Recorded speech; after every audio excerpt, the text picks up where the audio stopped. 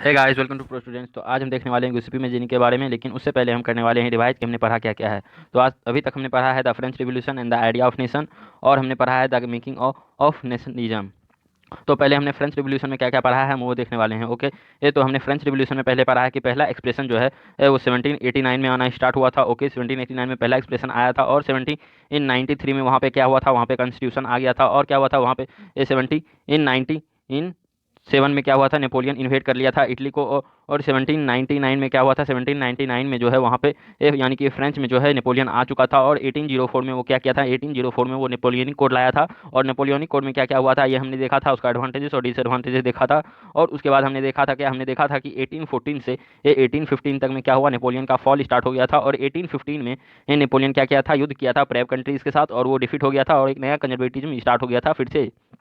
उसके बाद हमने making of nationalism in Europe में फिर से स्टार्ट किया था, और देखा था कि जो भी ये चेंजेस आया था उसको कैसे ये उसका कैसे फ़ायदा उठाया गया कंजर्वेटिव्स के द्वारा। मेनली इस पे फोकस किया गया था, ऑटोक्रेटिक और कंजर्वेटिव्स पे ये, और कैसे दबाया जाता है। और देखा था हमने कि लिबरलिज्म क्या है, और कैसे मिडिल क्लास का जो है इमर्ज हुआ। तो हमने देखा था कि मिड 18 तक कुछ कुछ भी नेशन स्टेट नहीं है, जो वो हमने अभी हम देख रहे हैं कि नेशन स्टेट वैसा कुछ नेशन स्टेट नहीं था। हमने देखा क्यों डिफरेंसेस के कारण नहीं था, और how did nationalism and idea of nation state emerge हुआ, ये मैंने पिछले पार्ट में ये आपको बताया था। और इस क्वेश्चन का आंसर अभी मैंने जो है उसके डिस्क्रिप्शन बॉक्स में दे दिया है, तो आप पिछला पार्ट भी देख सकते हैं और उसका एक पिछला पार्ट भी देख सकते हैं, ताकि आपको बेहतर से समझ में आए। और हमने फिर देखा था कि एरिस्टोक्रेसी और न्यू मिडिल क्लास के बारे में, हमने एरिस्टोक्रेसी के बारे में देखा था कि वो हाई हाई क्लास लैंडलॉर्ड्स है, स्मॉल ग्रुप्स में है, ये सब देखा था। और पीजेंट्स के बारे में देखा था कि वेस्ट में जो है टीनेंट्स और स्मॉल ओनर्स रहते हैं, लेकिन ईस्ट और सेंट्रल यूरोप में क्या है और भी कंडीशन जो है खराब था और सर्फडम में खटता था।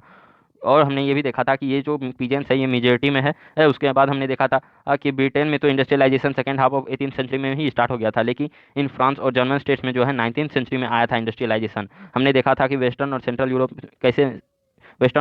में कैसे इंडस्ट्रियलाइजेशन पहले आया, और फिर सेंट्रल और ईस्टर्न में बहुत बाद में आया।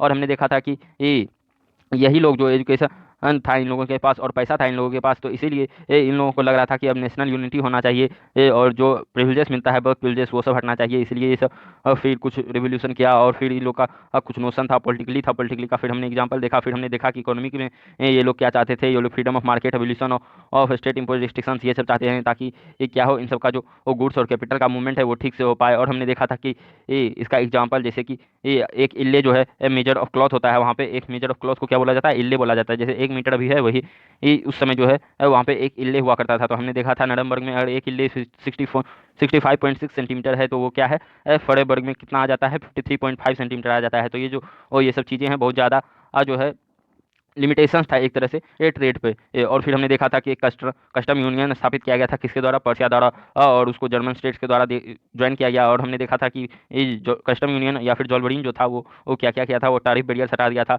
और नंबर ऑफ करेंसीज को जो है 30 से सीधे 2 पर लेके चला गया था।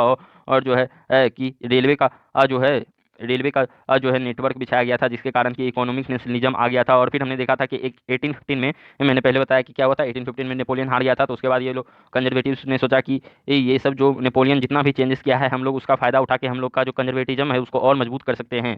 उसके बाद ये लोग ट्रीटी ऑफ वेना किया, ट्रीटी ऑफ वेना में क्या किया, बर्बन डायनेस्टी रिस्टोर कर लिया, और जितना भी चेंजेस आया था रिवोल्यूशन के दौरान उस सबको हटा दिया गया। फ्रेंच रिवोल्यूशन में जितना भी चेंजेस आया था हटा दिया, बर्बन डायनेस्टी को रिस्टोर कर लिया। और क्या किया, जितना भी नेपोलियन जीता था टेरिटरीज को सब वापस ले लिया, और एक सीरीज ऑफ स्टेट्स सेटअप किया, जिससे कि क्या हो सके फ्रांस जो है फ्यूचर में फिर कभी ये एक्सपेंशन ना कर सके। उसका हमने एग्जांपल देखा था कि कैसे किस तरह से सेटअप किया गया था।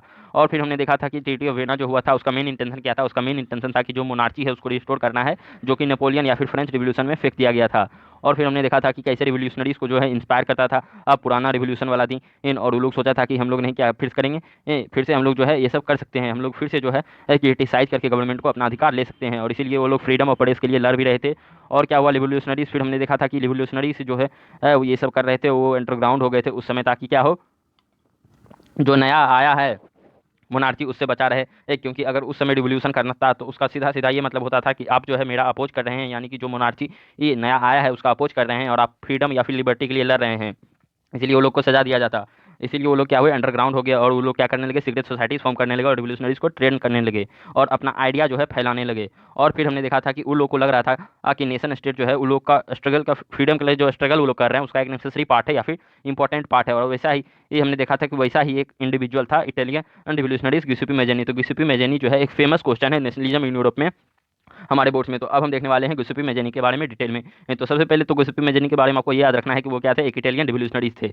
इनको अगर मैं आपको एक्स्ट्रा नॉलेज दूँ तो इनको हार्ट ऑफ इटालियन रिवोल्यूशन भी कहा जाता है, या फिर Italian unification, heart of Italian unification कहा जाता है। क्यों कहा जाता है इसको? इसलिए कहा जाता है कि नेशनलिज्म या फिर यूनिफिकेशन का जो भावना है इन्हीं के द्वारा स्प्रेड किया गया, या फिर इन्होंने ही ये मेन रोल निभाया था अपना, ताकि क्या हो, रिवोल्यूशन या फिर यूनिफिकेशन का जो आइडिया है वो स्प्रेड हो सके। इनका बर्थ कब हुआ था? इनका बर्थ हुआ था 1807 में। अब मैं इसको वो याद रखने का आपको बताता हूँ। 1804 में क्या हुआ था? नेपोलियनिक कोड आया था। आपको याद रखना है कि ठीक 3 साल बाद कौन आए थे? गिउसेप्पे मैज़नी आए थे इस दुनिया में। ओके, उसके बाद हम देख रहे हैं कि उन्होंने क्या किया था, एक सीक्रेट सोसाइटी ज्वाइन किया था, कार्बोनरी। कार्बोनरी को आप इस तरह याद रख सकते हैं, काला नारी। ओके, उसके बाद हम देखते हैं कि एज ऑफ 24 में उनको क्या किया गया था? देश निकाला, यानी कि एग्जाइल में भेज दिया गया था, या फिर देश निकाला दे दिया गया था। कब?